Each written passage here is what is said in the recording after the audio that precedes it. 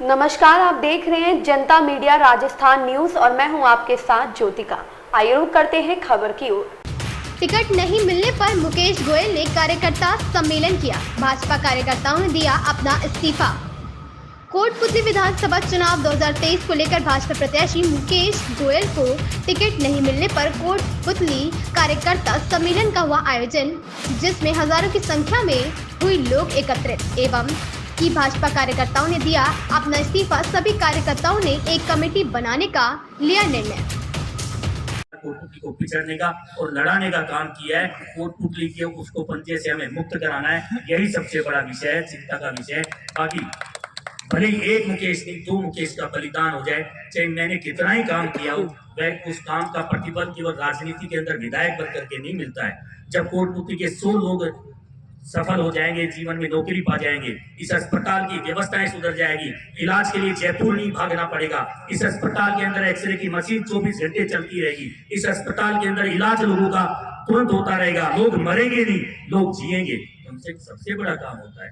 मैं जीवन में जो बात सबको कहता हूँ कि आदमी बच्चों को पढ़ाने के लिए कभी कर्जा नहीं लेता है, आदमी बेटी की शादी के लिए कर्जा ले लेता है, साहूकार के अपना गहना भी रख देता है। आज किसान की बात बता रहा हूँ।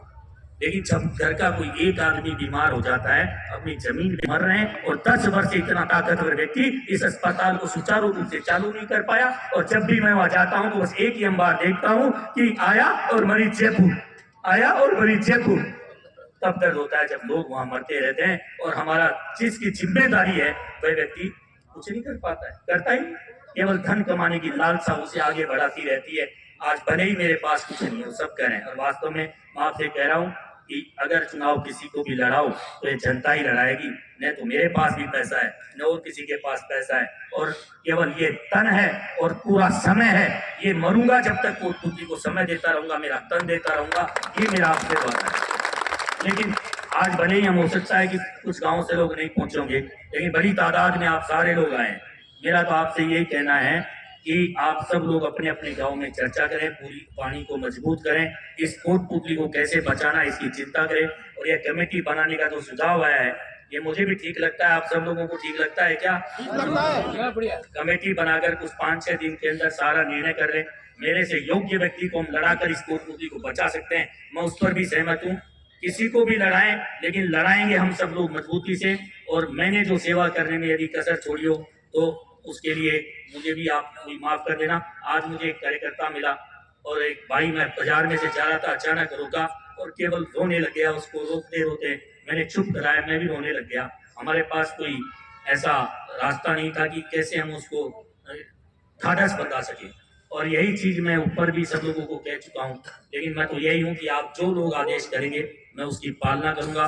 चुनाव लड़ना होगा, आप कहेंगे मैं लड़ूंगा, लेकिन लड़ेंगे और जीतेंगे, ये सबसे बड़ा ध्येय होना चाहिए।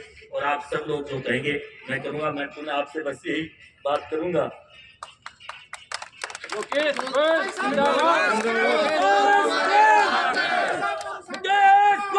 जिंदाबाद। यह जनता सब हमारी साथ है, हम तुम्हारे साथ हैं, हम तुम्हारे साथ हैं। और इसके अंदर कोटपुतली के लोगों के पास विकल्प नहीं बचा है, कुछ तो हम सोचेंगे।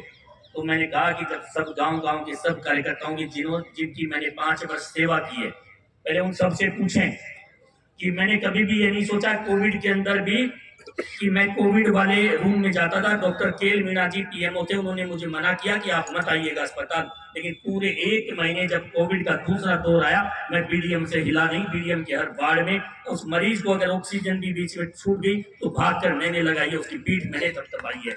और वहां पर मैं मेरे साथ मेरे स्टाफ को नहीं रखता था कि मेरी वजह से कोई दूसरा कोविड की चपेट में ना जाए।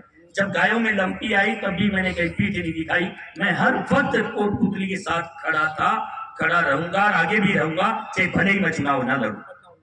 मेरा आप लोगों से एक ही निवेदन है, मुकेश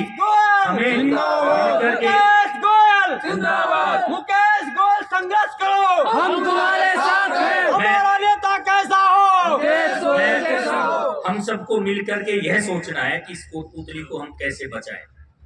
इस कोटपुतली के अंदर कोई अच्छा व्यक्ति कैसे आगे बढ़े और इसका नेतृत्व करे, कि आने वाले समय के अंदर तमाम जो सपने हमने अभी तक देखे वो कैसे पूरे हों। मैं कोई ऐसा नहीं कि मेरे कोई चुनाव लड़ाओ, ये समिति आप बना रहे हो, लोगों की राय आप लीजिए, गांव-गांव जाइए, जल्दबाजी मत कीजिए, समय बहुत है। आप एक दिन में कहोगे, सब कहोगे तो मैं तैयार हो जाऊंगा, आपके लिए मैं त्याग कर दूंगा। आप कहेंगे मरना है तो मर जाऊंगा। मेरे सिद्धांत में नहीं है कि मैं पार्टी का विरोध करूं, लेकिन मैं कोटपुतली परिवार के लिए जीऊंगा, मरूंगा, चाहे मुझे पार्टी छोड़नी पड़े, लेकिन मैं जीतने के बाद भी पार्टी में जाऊंगा। मतलब कुल मिलाकर पार्टी मेरी आत्मा है, भारतीय जनता पार्टी और उसके नेता मेरी आत्मा है। मैं उससे अलग कभी जीवन में नहीं हो सकता हूं, लेकिन कोटपुतली को कैसे बर्बाद होने दूं, कोटपुतली कैसे पिछड़ जाए, यह भी मुझे बर्दाश्त नहीं है। ये पूरा परिवार मिलकर के जो कहेगा, यह समिति जो कहेगी कि जिसे भी व्यक्ति को आगे में कूदना है वह लड़ेगा, जीतेगा।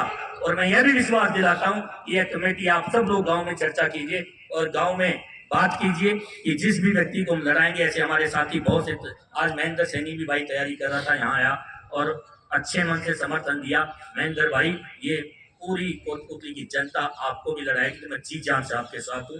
और जिसको भी लड़ाएगी, शंकर कसाना को लड़ाए, लेकिन वह व्यक्ति मंजूर नहीं है जो पार्टी को गाली बकता है, पार्टी के झंडे जलाता है। न वह व्यक्ति हमें मंजूर है जो कोटपुतली को सदैव नाग बन करके डस रहा है। अनेक उदाहरण है उसके, जिसमें इस कोटपुतली। इस खबर में बस इतना ही। बने रहिए जनता मीडिया राजस्थान न्यूज के साथ।